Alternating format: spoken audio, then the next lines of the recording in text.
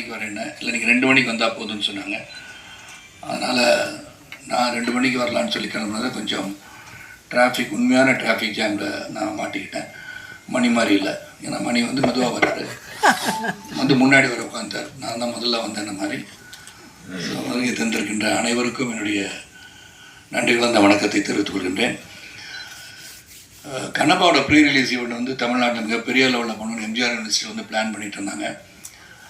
அது பல காரணங்களுக்காக இந்த படமும் வந்து 27ஆம் ரிலீஸ் போது ப்ரீ ரிலீஸ் ஈவெண்ட் முந்தானத்து வந்து ஹைதராபாத்தில் பண்ணாங்க.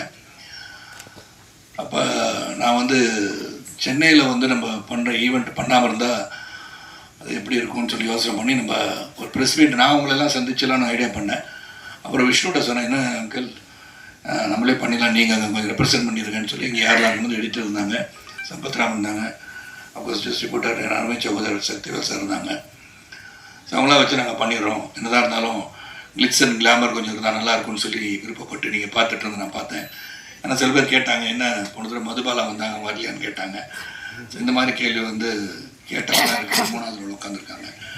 அதனால் நான் ஒரு ரெப்ரஸன்டேஷனாக வந்திருக்கேன். அதனால் அவங்களாம் அடுத்த முறை அவங்க வந்து ரிலீஸ் ஆன பிறகு படம் வந்து ப்ரிவியூ ஷோ போட போதாச்சும் வர வைக்கிறதுக்கு ட்ரை பண்ணுற மணி அதை கூட சொல்லிடுறேன். ஸோ இந்த படத்தை பற்றி சொல்லணும்னா ஒன்லைன் ஸ்டோரி தான். அது கண்ணப்பான்னு சொன்னால் ஒரே லைன் தான் ஸ்டோரி. காளஹஸ்தி ஈஸ்வரன்னா சிவபக்தர்களே ஒரு சிறந்த பக்தராக 63 நாயனார்கள் ஒருவராக தான் கண்ணப்ப நாயனார். ஏற்கனவே கன்னடத்தில் வந்து ராஜ்குமார் சாரும் அப்புறம் வந்து இந்த ரெபல் ஸ்டார் கிருஷ்ணம் ராஜு சார்லாம் அந்த படம்லாம் கண்ணப்பா தழுவிய கதைகள்லாம் பண்ணிட்டாங்க. இந்த கதையை வந்து விஷ்ணுவின் கோணம் தான் சொல்லணும். ஏன்னா ஒரு பிலீவர் நான் பிலீவர்களில் ஒரு போராட்டம் தான் ஃபர்ஸ்ட் ஹாஃப். அதுக்கப்புறம் எப்படி அவர் வந்து ஒரு இவ்வளோ பெரிய சிவபக்தனாக மாறினார், மாறியதுக்கு காரணம் என்ன தான் அந்த படத்தோட கரு. இது வந்து முதல்ல ஒன்று நான் சொன்னால் மோகன் பாபு சாருக்கும் விஷ்ணுக்கு நான் வந்து என்னுடைய வாழ்த்துக்களை தொடர்ந்து சொல்லிக் கொண்டே இருக்க வேண்டிய அவசியம். ஏன்னா ஹெவன் ஆன் அர்த் அப்படின்னு சொன்னால் எங்கே இருக்குன்னு பார்த்தோன்னா, எங்கே வந்து இந்த சொர்க்கம் பூமி எங்கே இருக்குது அப்படின்னு தேடணும்னா நியூசிலாண்டை போய் செலக்ட் பண்ணாங்க. அப்பழுக்கற்ற ஒரு பூமியாக தெரிந்தது. அங்கே பார்த்தீங்கன்னா அந்த படத்தில் இருக்கிறலாம் நேச்சுரல் கலர்ஸ்ன்னு சொல்லலாம், தைரியமாக சொல்லலாம். இதெல்லாம் டிஏயில் கரெக்ஷன் பண்ணாங்க, கலர் கரெக்ஷன் பண்ணாங்க.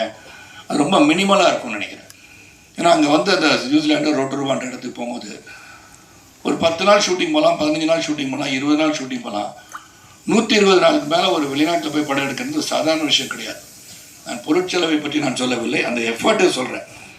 ஏன்னா ஒரு செரீன், பியூர், பியூட்டிஃபுல் பிளேஸ் இப்படி தான் வந்து அந்த காலத்தில் இப்படி தான் இருந்திருக்கும் இந்த உலகம் அப்படின்னு நினச்சி அதை செலக்ட் பண்ணியிருக்காங்க. அதுக்கு முதல்ல அதே ஒரு பெரிய கண்ணுக்கு குளிர்ச்சியான ஒரு உணர்வை ஏற்படுத்துகின்ற படமாக தான் நான் அதை பார்த்தேன். நல்ல குளிர் தான். அந்த குளிரில் டிசிப்ளினோட அந்த வேலையை முடிக்கணும்னு சொல்லி ஒரு 7000 ஏக்கர்ஸில் ஒரு இடத்த வந்து பார்த்து அங்கே சில செட்டுகள் போட வேண்டியதா, வார் சீன் எல்லாத்தையும் பண்ணுகின்ற அளவிற்கு சிறப்பாக வந்து பண்ணாங்க. ஸோ ஹேட்ஸ் ஆஃப் டு மோகன் Babu sir and Vishnu Manju for the effort. அந்த பிஹைண்ட் அவங்க பின்னாடி இருந்த கேமராவுக்கு பின்னாடி இருந்த எல்லாருக்கும் என்னுடைய நன்றியை சொல்லணும். இல்லை ஆத்திரி சொன்னது மாதிரி, இப்போ சக்திவேல் சொன்ன மாதிரி சரி, சம்பத்ரா சொன்ன மாதிரி, இதில் வந்து அந்த போராட்டம் வந்து ஸ்டார்டிங் வித் சின்ன வயசுலேருந்து பார்த்தீங்கன்னா அந்த சிறுவன் கல்லை தூக்கி எறிய இது கல்லுன்னு சொல்லி பராசக்தி போல வசனங்கள் பேசுகின்ற ஒரு காட்சி அமைப்பெல்லாம் அமைஞ்சிருக்கும். ஏன்னா ஒரு இது வந்து சக்தி எப்படி வருது, இந்த கல் தானே இது, இதுக்கெல்லாம் பலிலாம் கொடுக்குறோமே அப்படின்னு ஒரு பெரிய மனப்போராட்டத்தில் இருப்பவர் தான் தின்னா. அதான் கண்ணப்பாக மாறுகிறான்.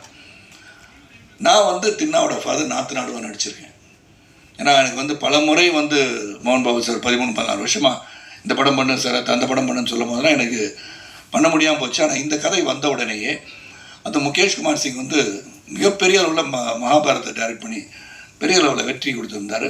அவர் இன்னொரு ப்ராஜெக்ட் வச்சுருக்கார், மகாபாரதம் வந்து ஒரு 3000 கோடியில் பண்ணணுன்ற மிகப்பெரிய ஆசையோட அதை இன்னும் கொஞ்சம் பெருசாக பண்ணணும்னு ஆசைப்பட்டுக்கார். அவர் கனவுகள் பலிக்கட்டும் சொல்லி அவரை வந்து செலக்ட் பண்ணி மோகன் பாபு சார் மகாபாரதம் வந்து ஹிந்தியில் வந்துச்சு, அவரை செலக்ட் பண்ணி கண்ணப்ப நாயனார் கதை எடுக்க சொன்னது வியப்பாக இருந்தாலும் சிறப்பாக எடுத்திருக்கிறான்னு சொல்லலாம். எனக்கு கொடுக்கப்பட்ட கேரக்டர் அதில் வந்து இந்த கான்ஃப்ளிக்ஸ் பிட்வீன் மீ அண்ட் தின்னா, அதாவது விஷ்ணு, நான் ரொம்ப சிறப்பாக அமைஞ்சிருந்துச்சு என்னை பொறுத்த வரைக்கும். ஏன்னா எடிட்டர் ஆந்திரிக்கு தான் தெரியும், சிறப்பாக நடிச்சிருப்போம், சிறப்பாக அமைஞ்சிருக்கோம். எதை வெட்டினார், எதை தூக்குனார், எதை சேர்த்தார் எனக்கு தெரியாது. ஆனால் நல்லபடியாக இருக்கேன்னு சொல்லிட்டார். அதே எனக்கு உத்தரவாக இருக்கேன்னா அதில் சொல்ல முடியும். ஏன்னா இந்த மூவி இஸ் பிக், நம்ம எல்லாம் ஒன்றா சேர்ந்து அதில் இருக்கும்போது எந்த அளவுக்கு காட்சி தேவைப்படுகிறதோ அந்த அளவுக்கு இருந்தாலே போதும்.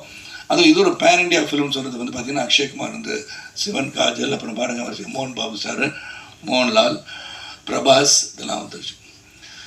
இவங்கெல்லாம் வந்து இன்டர்வல் இதெல்லாம் வந்த பிறகு இந்த படம் வந்து கடைசி 1 hour வந்து ரொம்ப ஸ்ட்ராங்காக இருக்குன்னு சொல்லி ஆந்தனி செல்வம் உண்மையிலே சந்தோஷமாச்சு. இங்கே மட்டும் இல்லை, ப்ரீ ரிலீஸ் இவெண்ட்லேயும் அவர் சொல்லிட்டு இருந்தார் அதை பற்றி. ஏன்னா அவர் தான் முழுமையாக பார்த்து எடிட் பண்ணி இந்த வார் சீனாக இருந்தாலும் சரி, காட்சிகளாக இருந்தாலும் சரி, லவ் சீனாக இருந்தாலும் சரி, எல்லாமே அவர் வந்து பார்த்துருக்காரு.